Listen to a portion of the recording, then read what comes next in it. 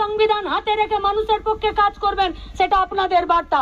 লড়াই পুলিশের বিরুদ্ধে নয়, लड़ाई जनविरोधी सरकारेर विरुद्धे, और जो सरकार जनता के खिलाफ है, जनता उसके खिलाफ है। सरकार और जो सरकार जनता के हित में काम नहीं कर सकता, अगर उसका पक्ष में ये पुलिस काम करेगा तो पुलिस के खिलाफ भी जनता रहेगा। अब ये पुलिस को निर्णय लेना पड़ेगा कि जनवाद के पास हो आप लोग या कॉर्पोरेट के पैर पैर अपना माथा रगड़ के आप लोग बैठे हो। पहले आप लोग को ये ठीक करना पड़ेगा। वो 5 साल में सरकार 5 साल में आता जाता रहेगा, किंतु আপনাকে 60টা বছর পর ফাইল নিয়ে রিটায়ারমেন্টের পর পেনশনের জন্য দৌড়াতে হবে।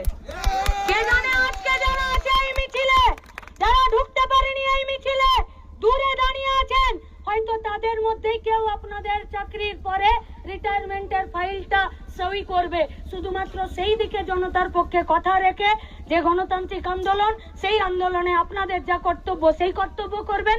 জনগণ নিজেদের যে অধিকারের লড়াই, সেই লড়াই তারা করবে। যারা এসেছেন, যে সমস্ত কর্মীরা, কমরেডরা, কলিয়ারির মজদুররা, প্রকল্প কর্মীরা, শ্রমিক, কৃষক, ক্ষেত মজুর লাল ঝান্ডা ধরে আজকে যারা বস্তিবাসীরা উপস্থিত হয়েছেন, আপনাদের কাছে আমাদের পার্টির পক্ষ থেকে শ্রমিক, কৃষক, ক্ষেত মজুর, বস্তি, মহিলা সবার পক্ষ থেকে আমাদের একটাই আবেদন, वो लोग पार्लियामेंट में और विधानसभा में संख्या ज्यादा हो सकता है, কিন্তু রাস্তাতে চিরকাল মেহনতিদের সংখ্যাই বেশি থাকে। তাই পুলিশ চিরকাল মেহনতিদের পক্ষে কথা বলতে বাধ্য থাকবে। দাঁড়ান, অপেক্ষা করুন, রাস্তাতেই ঠিক হবে আগামী রাস্তা কি হবে। ইনকলাব জিন্দাবাদ। ইনকলাব জিন্দাবাদ।